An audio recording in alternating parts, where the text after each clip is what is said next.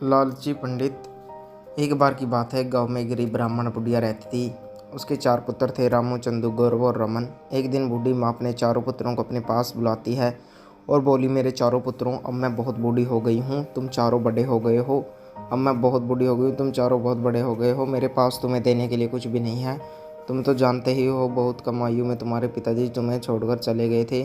मैंने बहुत मेहनत करके तुम चारों को बड़ा किया है। अब जब तुम खुद अपना अच्छा बुरा सोचने के योग्य हो गए तो मरने से पहले तुम्हारे पिताजी ने तुम्हारे लिए जो आदेश दिया था उसे आज मैं तुम्हें बताना चाहती हूँ। मेरे पुत्रों, चारों भाई ये सुनकर खुश हो जाते हैं। बोलो माँ, कैसा आदेश?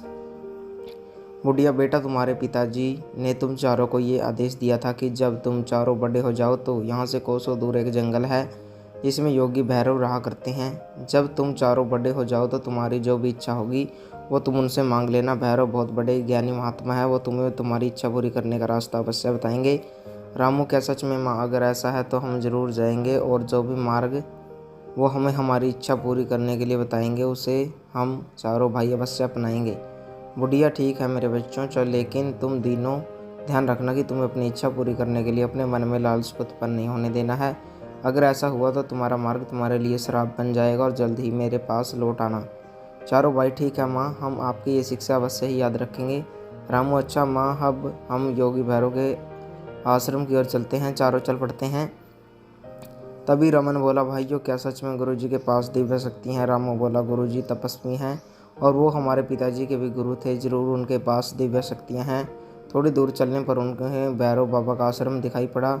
रामू, अरे वो देखो, वो रहा आश्रम, चलो उस ओर चलते हैं। तभी वो चारों आश्रम में जाते हैं। वहाँ उन योगी भैरव ईश्वर के ध्यान में मगन हुए आश्रम के बाहर बैठे दिखते हैं। रामू, प्रणाम गुरुजी, हम बहुत दूर से आपसे भेंट करने आए हैं। हमें हमारी ममता ने आपके पास भेजा है। आंखें खोलिए गुरुजी।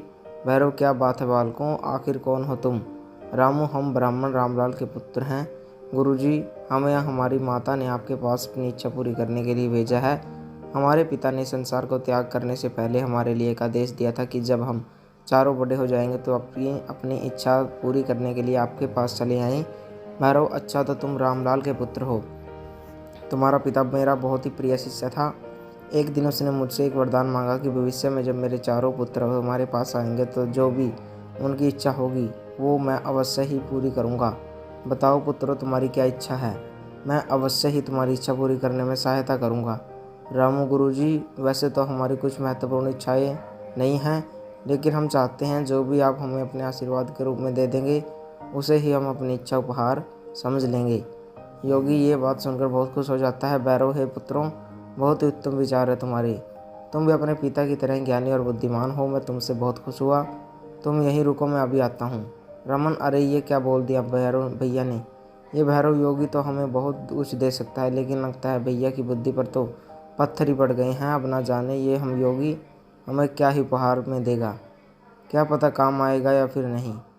मुझे मौका मिलता तो मैं इतना धन दौलत मांगता कि 7 पुश्तें आराम से खाती। जिसके बाद भैरव अपने आश्रम की कुटिया में जाता है और 4 जमीन खोदने वाली कुदाल लेकर आता है और चारों को एक एक कुदाल दे देता है।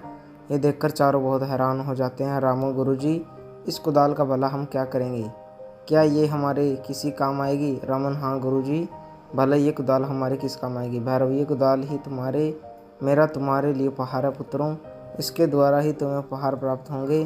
तुम आगे जंगल में जाकर जिस भी जमीन पर कुदाल चलाओगे वहीं तुम्हें तुम्हारा उपहार मिल जाएगा। लेकिन पुत्रों, यह ध्यान रखना, ज़्यादा अधिक उपहार की उपेक्षा मत करना, वरना तुम्हारा सर्वनाश हो जाएगा। रामू, ठीक है गुरुजी, हम आपकी ये बात अवश्य ही ध्यान में रखेंगे। जिसके बाद वह चारों अपनी अपनी कुदाल लेकर जंगल की ओर निकल पड़ते हैं। रामू, मुझे लगता है हमें इस कुदाल से यहीं खोदना शुरू कर देना चाहिए। शायद गुरुजी के दिए उपहार हमें यहीं इस ज़मीन के अंदर मिलेंगे। गौरव, हाँ भैया, आप बिल्कुल सही कह रहे हैं। मेरा मन तो अंदर ही अंदर प्रसन्न हुआ जा रहा है उपहार पाने के लिए। जल्दी करें। तभी वो अपनी अपनी कुदाल से ज़मीन को खोदना शुरू कर देते हैं।